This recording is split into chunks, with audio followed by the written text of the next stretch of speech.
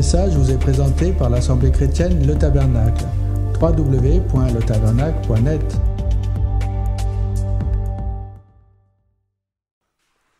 Et l'Écriture déclare que Jésus est le rémunérateur de ceux qui le cherchent. Alors, en t'approchant d'un cœur repentant, d'un cœur aimant du pied de la croix, alors Jésus te donne sa vie. Car il faut que celui qui s'approche de Dieu croie que Dieu est. Celui qui croit dans son cœur que Jésus-Christ est Seigneur et qui confesse de sa bouche, alors lui, il sera sauvé, nous dit l'Écriture.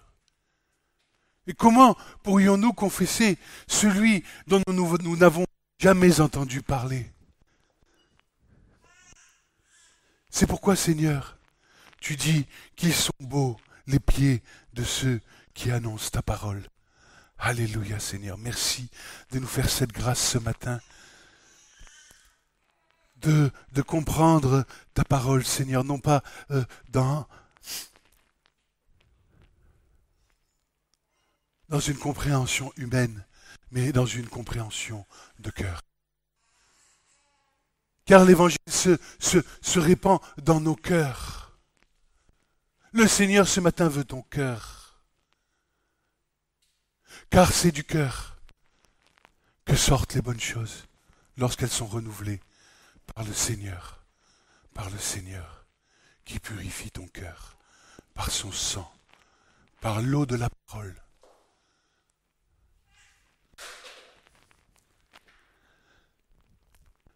Vous savez,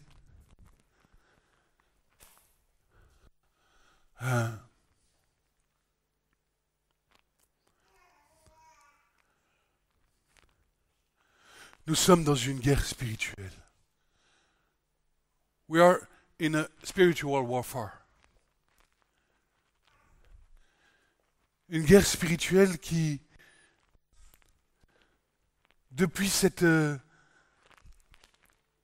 création, depuis la chute de l'homme,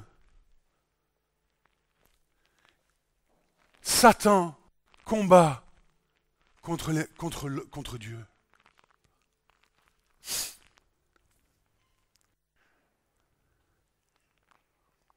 Et Satan veut voler ce qui appartient à Dieu. Satan veut s'approprier les choses de Dieu, veut singer Dieu. Mais la seule chose contre laquelle Satan ne peut pas combattre, c'est la parole de Dieu. La parole de Dieu nous a été donnée. L'Écriture nous dit que la parole de Dieu, c'est l'épée de l'Esprit pour combattre les choses de l'ennemi. Et mon frère Francis, au début de ma foi, nous témoignait toujours de dire, mais lorsque Jésus a vaincu Satan, il lui disait, il est écrit, Kétiv, il est écrit, ceci est la parole de mon Père. Alors Satan ne pouvait pas le toucher. Et ce matin, j'ai une bonne nouvelle pour vous, mes frères et sœurs. J'ai une très très bonne nouvelle pour vous. Voici ce que dit l'Écriture dans ce que nous appelons l'Ancien Testament, qui n'est pas du tout ancien d'ailleurs. Il est tout à fait d'actualité. Et Jésus est venu apporter, mener à la perfection la parole de son Père. Alors que dit cette parole? Et c'est pour toi ce matin, Église. Quand tes dispersés seraient au bout des cieux, l'Éternel ton Dieu te ramènera de là et te prendra de là. Et l'Éternel ton Dieu te ramènera dans le pays que tes pères ont possédé et tu le posséderas. Il te fera du bien et il te rendra plus nombreux que tes pères. Et l'Éternel ton Dieu, écoute bien Église, circoncira ton cœur et le cœur de ta semence, pour que tu aimes l'Éternel ton Dieu de tout ton cœur, de toute ton âme, afin que tu vives. Et l'Éternel ton Dieu mettra toutes ses malédictions sur tes ennemis et sur ceux qui te haïssent et qui t'ont persécuté. Alléluia. Ô Seigneur, nous avons cette référence, Deutéronome 30, de 4 à 7.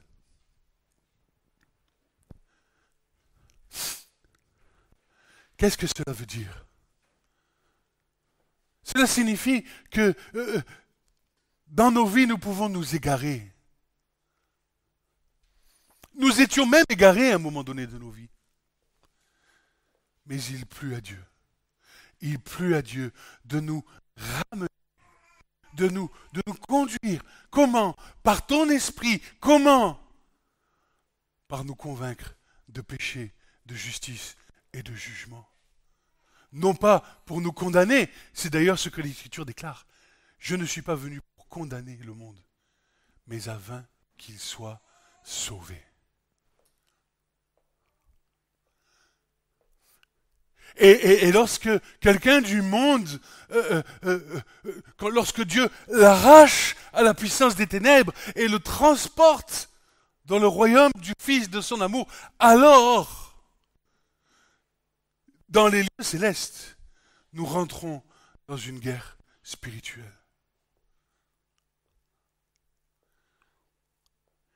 Et cette guerre spirituelle est là pour que nous apprenions à nous confier en Dieu et en Dieu seul. Et en sa parole.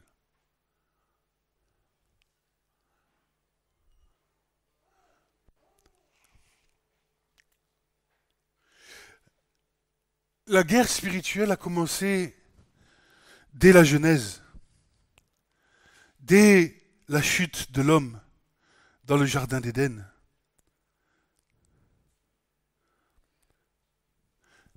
Genèse 3, verset 1 nous dit ceci.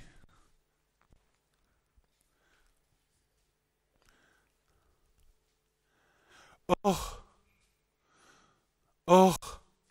le serpent était rusé plus qu'aucun des champs que l'Éternel Dieu avait fait. Il dit à la femme, quoi? Dieu a dit, vous ne mangerez pas de tout arbre du jardin? Dieu a-t-il dit? Dieu a-t-il dit réellement? Alors que Dieu avait dit à Adam, il lui avait dit, voici, de tous les arbres qui sont dans le jardin, tu peux en manger, mais il y a un arbre dont tu ne dois pas toucher. L'arbre de la connaissance du bien et du mal, car le jour où tu en mangeras, tu mourras. Et Satan vient dans l'attaque spirituelle. Il vient pour mettre le doute. Dieu a-t-il dit? Et Ève s'est laissée séduire, n'est-ce pas? Ce sont donc des réalités spirituelles dans lesquelles nous devons comprendre. Car Dieu nous a donné aujourd'hui l'esprit, son esprit, afin que nous soyons un, afin de conserver l'unité au milieu du peuple de Dieu. Mais les attaques spirituelles sur le peuple de Dieu, et laissez-moi vous dire quelque chose, les attaques spirituelles seront toujours sur le peuple de Dieu. Le monde appartient déjà à Satan, et Satan n'en a que faire. Par contre, en ce qui concerne le peuple de Dieu, s'il se pouvait en ravir quelques-uns, c'est pourquoi nous devons nous demeurer fermes dans la parole de Dieu. Et cette notion de combat spirituel, se trouve depuis la Genèse jusqu'à le livre de l'Apocalypse. Nous sommes appelés à demeurer fermes dans la foi. Paul, arrivant à la fin de sa vie, dit « J'ai combattu le bon combat, le combat de la foi. Désormais, la couronne de gloire m'est réservée. »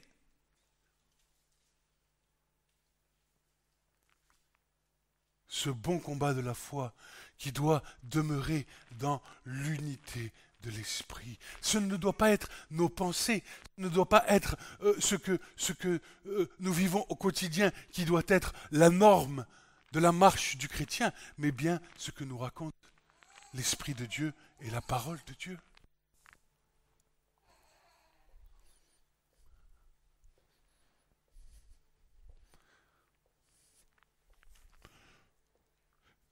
Satan a fait des religions.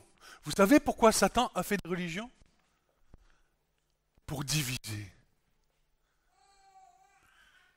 Pour diviser, car un vieux adage du monde dit diviser pour mieux régner. Or, l'Écriture nous déclare explicitement dès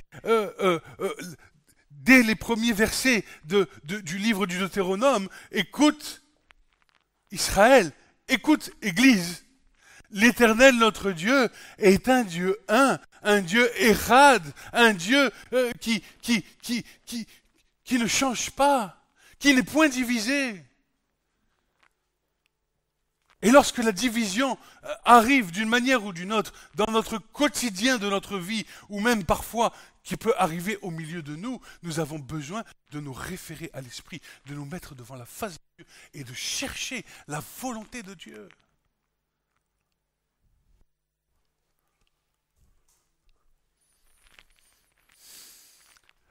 Seigneur.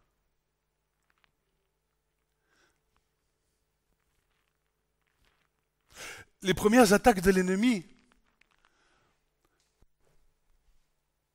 ne sont pas souvent collectives, mais individuelles. C'est par nos pensées que l'ennemi passe.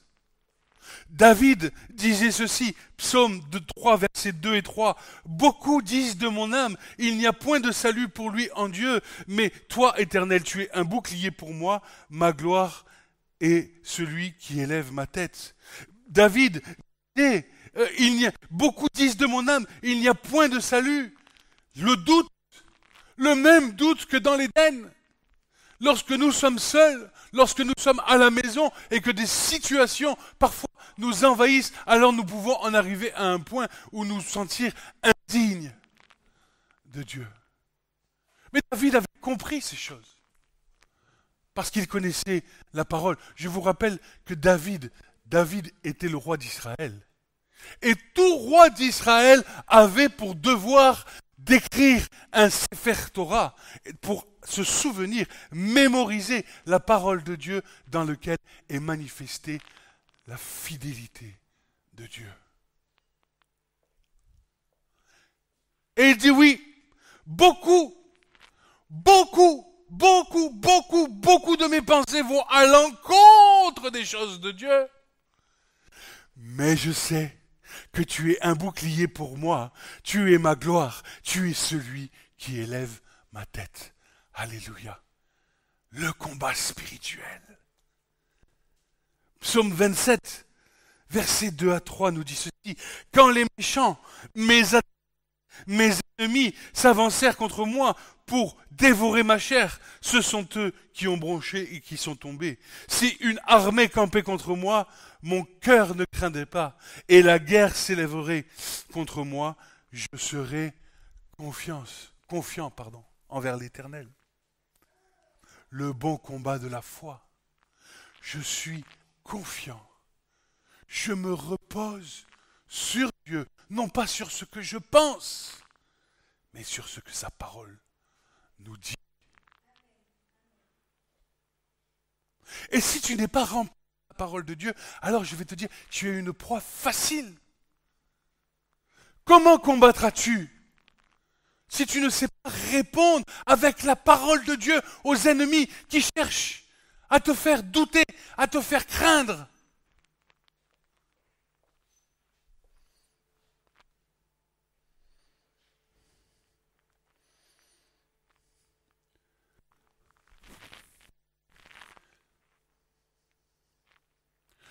nous avons besoin de comprendre. Nous avons besoin d'entendre ce que nous dit la parole. Parce que même Pierre, l'apôtre Pierre qui a marché avec Jésus sur terre, nous dit ceci. Soyez sobres, veillez. Votre adversaire, le diable, est comme un lion rugissant, rôde, cherchant qui il pourra dévorer. Lorsque tu viens à la foi, un combat se met en route. Tes pensées, je dois abandonner le monde, oui, parce que j'aime mon Seigneur, mais ton corps, ton être tout entier, tes pensées te retiennent. Or, l'Écriture nous dit que si le Fils vous affranchit, alors vous serez réellement libres. Puisse Dieu nous accorder à tous cette véritable liberté. Là où il y a l'Esprit, dit l'Écriture, il y a la liberté. Liberté d'aimer le Seigneur. Liberté de nous approcher de lui, liberté d'aimer notre prochain, liberté de prier pour ceux qui nous persécutent, liberté de bénir ceux qui nous maudissent.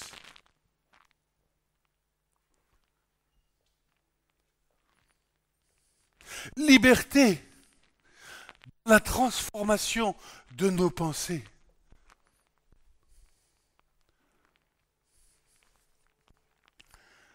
C'est ce que le Seigneur fait.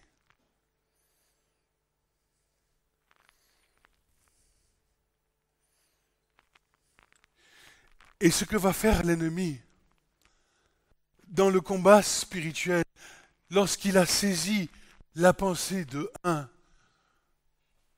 qui peut-être va parler à l'autre et transmettre une semence de pensée à l'autre, et transmettre une semence de pensée à l'autre, une pensée qui ne vient pas de Dieu, parce que les paroles qui demeurent en vous ne sont pas les paroles de Dieu, ce sont les paroles du diable.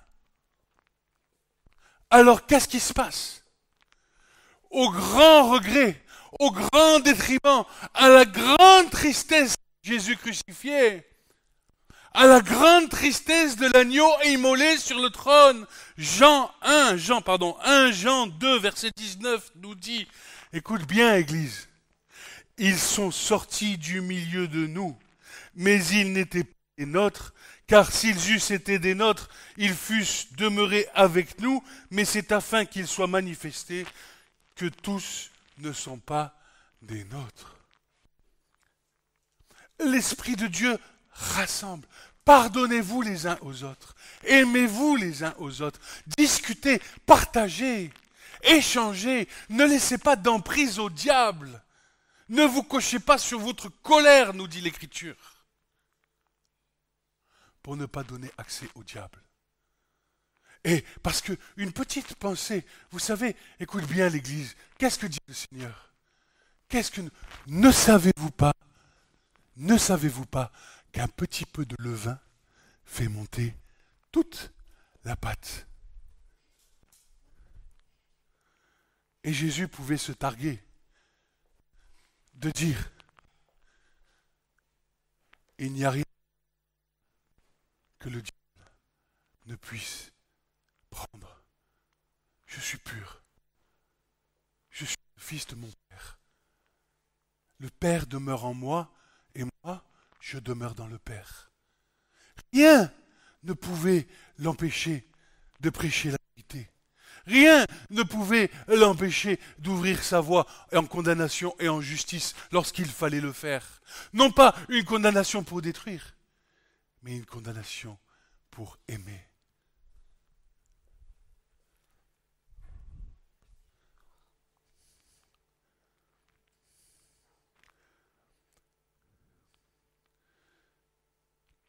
Et le Seigneur, dans sa parole, nous a donné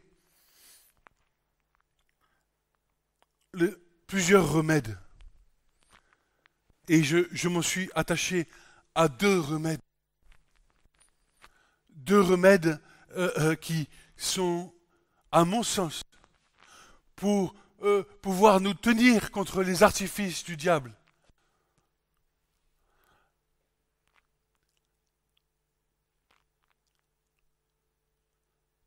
sont des fondements pour notre foi. Ces deux fondements sont la vérité et l'amour. Là-dessus,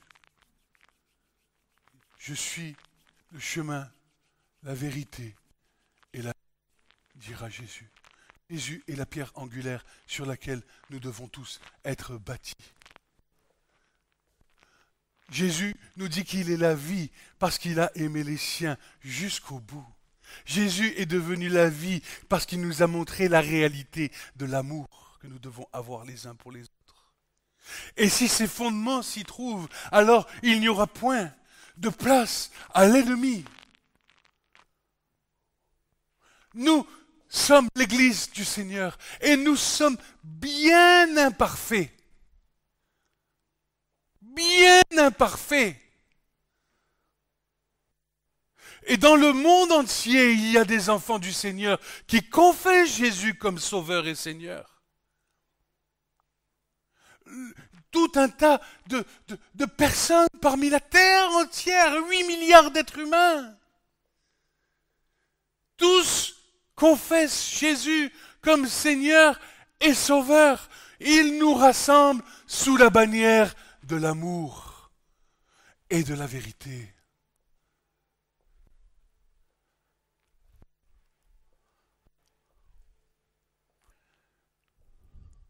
C'est pourquoi Jésus dit, pardonnez-vous les uns aux autres. Parce que si vous ne vous pardonnez pas, mon Père qui est dans les cieux ne vous pardonnera pas non plus. Et c'est ce qui fait la gloire de l'Église. La gloire dans laquelle le Satan ne peut pas toucher à ça.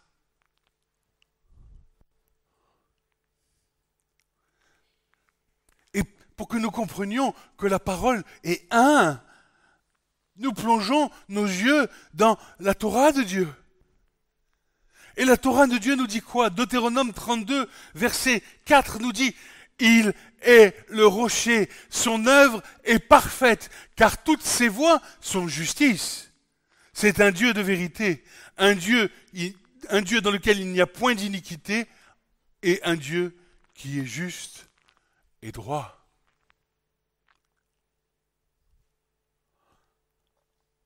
Zacharie 8, 16 nous dit ceci. Voici les choses que vous ferez. Parlez, écoute bien, parlez la vérité chacun à son prochain. Jugez dans vos portes selon la vérité et ce qui tend à la paix. Recherchez la paix avec tous et la sanctification sans laquelle nul ne verra le Seigneur. Malheur aux ouvriers d'iniquité qui divisent, dit l'Écriture. Mais nous dira le psaume, nous voulons, psaume 25, verset 5, fais-moi marcher dans ta vérité, enseigne-moi, car tu es le Dieu de mon salut, et je t'attends tout le jour. Ayant planté nos pieds, ayant bâti notre maison sur le rocher de Jésus, le rocher des siècles, celui dont toute la Bible parle. La Bible nous parle de Jésus-Christ. La Bible nous parle du Fils de Dieu.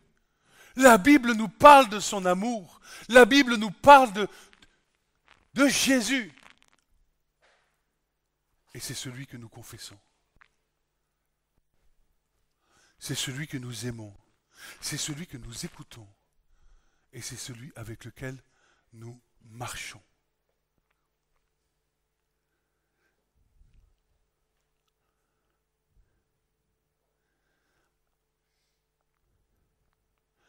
Le psaume 43, verset 3, nous dit ceci. « Envoie ta lumière et ta vérité, elles me conduiront, elles m'amèneront à ta montagne sainte, à tes demeures.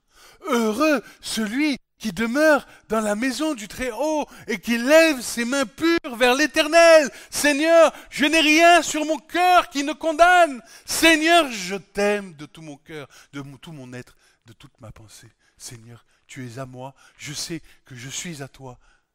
Seigneur, je sais que tu me connais. Ce matin, j'aimerais que nous disions ensemble, Seigneur, je sais que tu me connais.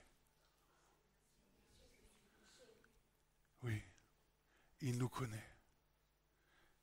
Et lorsque nous savons... Pardon. Et donc, Jésus lui dit, moi, je suis le chemin, la vérité et la vie. Nul ne vient au Père que par moi.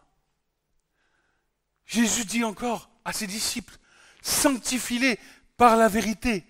Ta parole, la vérité. Et ensuite, pour terminer, Jésus nous dit ceci, en Jean 8, 31-32, Jésus dit donc aux Juifs qui avaient cru en lui, si vous demeurez dans ma parole, vous êtes vraiment mes disciples et vous connaîtrez la vérité et la vérité vous affranchira.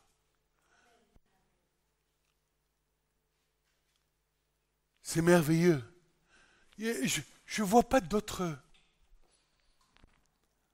option que de marcher dans cette vérité. Parce que lorsque nous marchons dans la vérité, alors nous sommes sous le couvert de l'Éternel. Nous sommes dans sa tente, nous sommes sous sa robe, nous sommes dans sa présence. Et nous devons, d'ailleurs c'est ce que Jésus dira lorsqu'il fait sa prière sacerdotale en Jean 17, il nous dit, ce que je veux c'est qu'ils soient un comme moi je suis un, eux en moi et toi en eux, et un avec le Père.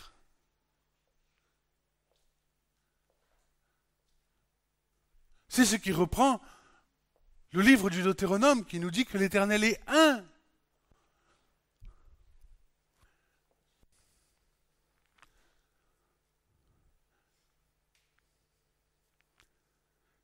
Et quand nous regardons l'histoire de l'Église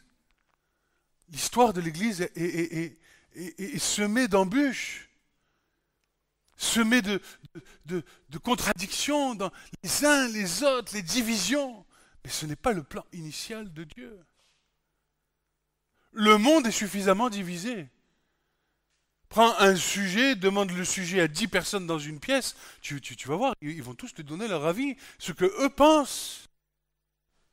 Mais l'Esprit de Dieu, lui, nous ramène à penser ce que Dieu pense. Vos pensées ne sont pas mes pensées, vos voix ne sont pas mes voix.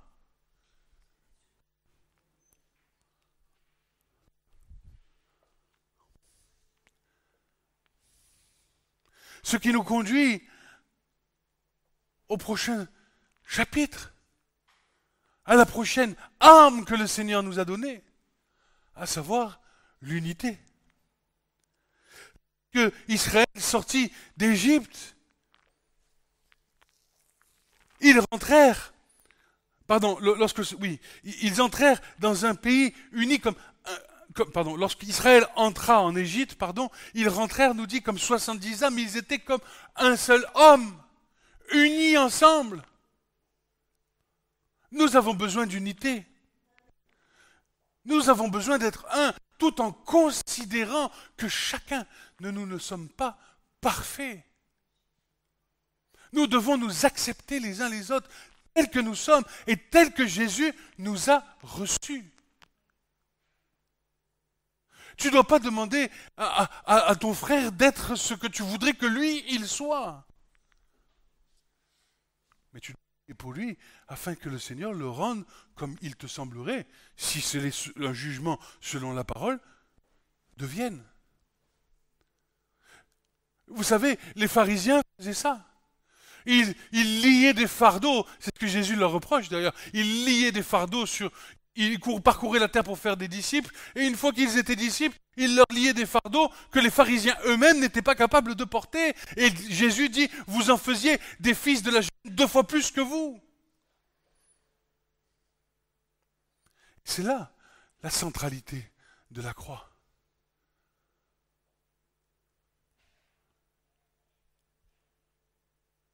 C'est là où Jésus nous a réunis.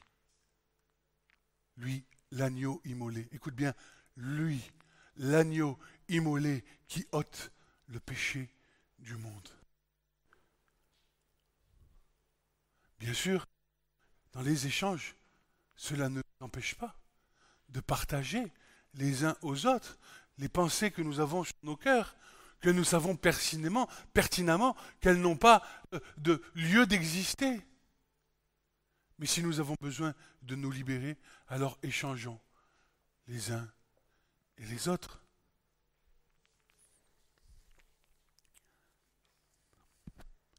Lorsque Esdras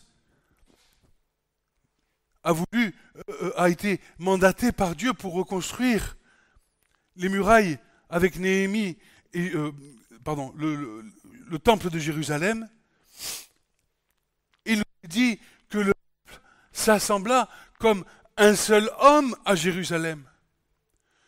L'Église doit être unie. Sans unité, l'Esprit de Dieu est attristé. Et enfin, Éphésiens 4, Paul l'avait compris. Éphésiens 4, versets 3 à 4 nous dit ceci. Vous appliquant à garder l'unité de l'esprit par le lien de la paix. Il y a un seul corps, un seul esprit, comme aussi vous êtes appelés dans une seule espérance de votre appel. Car comme le corps est 1 Corinthiens 12, 12, et a plusieurs membres, mais que tous les membres du corps, qu'ils soient plusieurs, sont un seul corps, ainsi aussi est Christ. C'est pourquoi nous devons apprendre à nous regarder les uns les autres au travers du prisme de l'amour. Car l'Écriture déclare: tu aimeras l'Éternel ton Dieu de tout ton cœur, de toute ton âme et de toute ta pensée, de toute ta force. Tu ne te vengeras point, tu ne garderas point de rancune au fils de ton peuple, mais tu aimeras ton prochain comme toi-même, car je suis l'Éternel. Comme les cieux sont élevés au-dessus de la terre, ainsi sa bonté est grande envers ceux qui le craignent. Enfin, les derniers conseils de l'apôtre Paul nous disent ceci. Colossiens 3, 14. Et par-dessus toutes ces choses, revêtez-vous de l'amour qui est le lien de la perfection. Avec toute humilité et douceur, avec longanimité, vous supportant l'un et l'autre dans l'amour. Éphésiens 4, 2. Jean 13, 34, 35 nous donne ici encore Jésus qui parle et qui nous donne un commandement nouveau. Que vous vous aimiez l'un et l'autre, comme moi-même je vous ai aimé. Que vous aussi vous aimiez l'un l'autre. À ceux-ci connaîtront que vous êtes mes disciples, si vous avez de l'amour pour vous. Enfin, Romains 5, 5 nous dit ceci. Et l'espérance ne rend point honteux, parce que l'amour de Dieu est versé dans nos cœurs par le Saint-Esprit qui nous a été donné. Le Saint-Esprit qui nous a été donné. C'est pourquoi l'apôtre Paul en Éphésiens 4 nous dit « N'attristez pas le Saint-Esprit ». Si nous attristons le Saint-Esprit, la vision spirituelle de l'Église s'efface. Et tu retombes dans tes propres pensées, tu retombes dans tes propres voies, tu commences à enfanter de l'iniquité dans ton cœur qui se tient devant Dieu et qui s'oppose à la volonté de Dieu dans cette génération. Le don du Saint-Esprit est un cadeau inestimable que nous devons nous affairer à garder précieusement. Nous devons garder cette chose dans nos cœurs. Parce que c'est le lien qui nous unit. C'est le lien qui nous unit. Et plus nous serons remplis du Saint-Esprit, plus nous laisserons le Saint-Esprit habiter en nous. Comment on peut laisser le Saint-Esprit habiter en nous? Parce que c'est un vrai combat. C'est une vérité. Le Saint-Esprit y habite en nous si notre demeure est propre à le laisser habiter. Le Saint-Esprit est comme une colombe. Lorsque nous commençons à enfanter de l'iniquité, le Saint-Esprit se retire. Parce qu'il n'y a point de commune mesure entre l'Esprit de Dieu et l'Esprit du monde. Le Saint-Esprit est attristé. Alors, ce n'est plus l'Esprit de Dieu qui domine sur nous, mais l'esprit de l'homme, ses pensées qui mènent à la mort.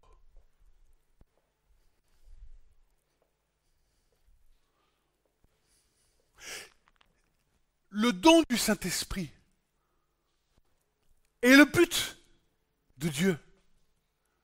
Parce que tout ce qui nous a été donné avant, tout ce qui a été donné au peuple juif avant, n'avait pas la possibilité d'obéir parfaitement à la parole de Dieu.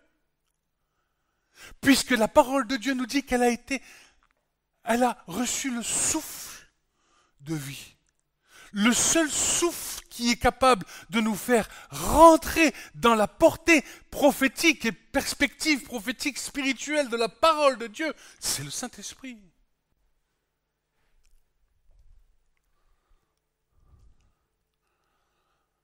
Alors, peut-être certains d'entre vous me diront, mais comment recevons-nous le Saint-Esprit? La parole de Dieu le dit.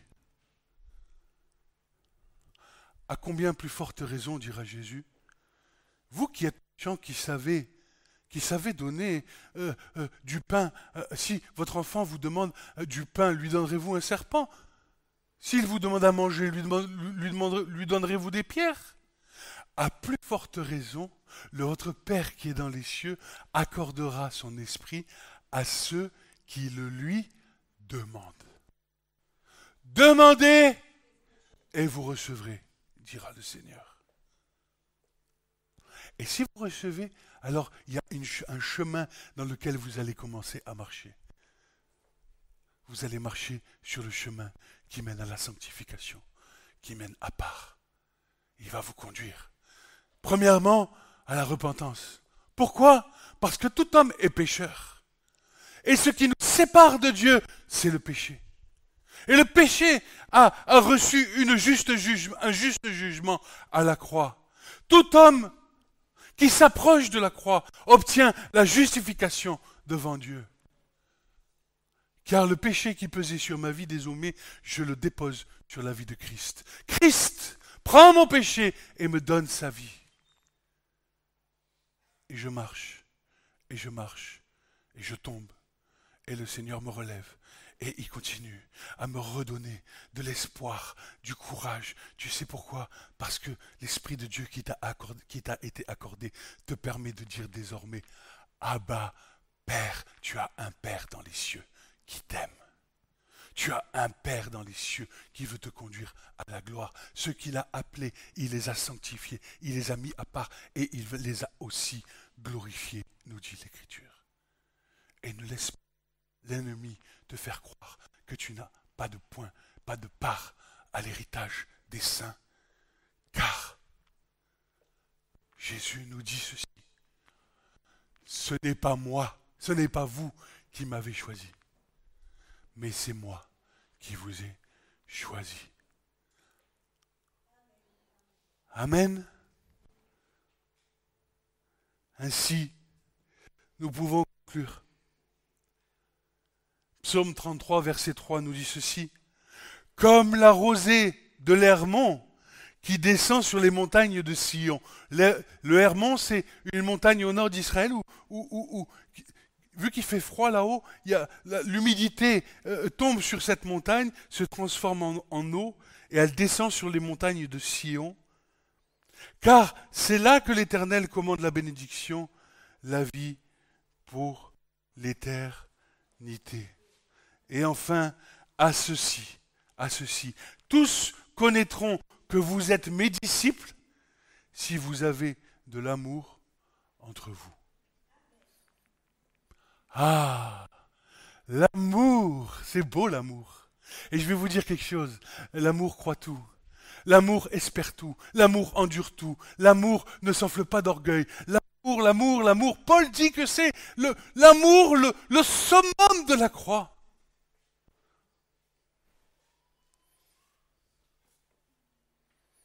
Alors on a du chemin. Chemin de la croix. Car dit Jésus, celui qui ne prend pas sa croix n'est pas digne de moi. Et sur le chemin, je vous rappelle que sur le chemin où Jésus portait sa croix, il y a toujours un frère, Joseph d'Arimathée. Non, pardon, excusez-moi, c'était pas Joseph d'Arimathée. Joseph d'Arimathée, c'en est un autre. Mais il y avait Simon le Cyrénéen qui était à côté de lui et qui l'a aidé à porter sa croix. Eh bien, je vais te dire, mon frère, ma sœur, ce matin, si tu te trouves dans des difficultés, sache que nous sommes tous dans ces mêmes difficultés.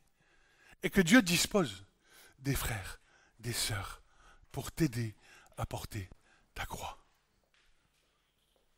Amen. Alors ne te prive pas de ça. Ne te prive pas d'avoir un frère qui est près de toi, qui se met à genoux. Et vous savez, le plus grand d'entre vous sera le serviteur de tous. Le plus grand. Jésus n'est pas venu pour être servi, il est venu pour servir. Et Pierre a été étonné lorsque Jésus s'est agenouillé et a commencé à lui laver les pieds. Il lui dit, mais c'est pas moi qui ai besoin. Laisse-moi. Non, Jésus lui dit, je suis venu pour servir. Et nous devons tous être les serviteurs, les uns des autres. Les uns des autres. Vous savez, nous avons été des dons. Camille est un don. Babette est un don. La louange est un don. Les frères et sœurs que vous êtes tous des dons. Des dons les uns pour les autres. Et Jésus est le pain que nous partageons. Il est le vin que nous buvons. Alors ne laissez point de place dans vos pensées pour la division de l'esprit, s'il vous plaît. Mais soyons vrais les uns envers les autres. S'il y a des choses qui ne vont pas, allons voir le frère, allons voir la sœur. Mon frère, tu sais, il y a des choses, ça me pèse sur le cœur. Et la réaction que nous avons, c'est quoi? Pardon. Je te demande pardon. C'est pas voulu de moi. Ma chère, vous savez, Paul était dans un combat. Paul était dans un combat. Le combat de la chair contre l'esprit, l'esprit contre la chair. Le bien que Paul voulait faire, il ne le faisait pas. Ou du moins il le faisait, mais parfois peut-être mal compris. Et en fait, il s'approchait, il voulait servir. Et les autres ne voyaient qu'en lui, peut-être de l'orgueil, peut-être de la méchanceté, peut-être je ne sais. Et le mal qu'il ne voulait pas faire, il le faisait. Et Paul était attristé. Paul était dans ce combat. De la même manière que Jésus a été dans ce combat. Car il n'a pas été reconnu parmi les siens. Mais quelle est sa réaction à Jésus? À tous ceux qui pensent que Jésus ont tué Dieu, que les Juifs ont tué Dieu, pardon. Laissez-moi vous rappeler que Jésus a dit, personne, écoute bien, personne ne m'ôte ma vie mais je la donne de moi-même. Car j'en ai reçu ce commandement de la part de mon Père. Et je partageais ce matin avec mon fils.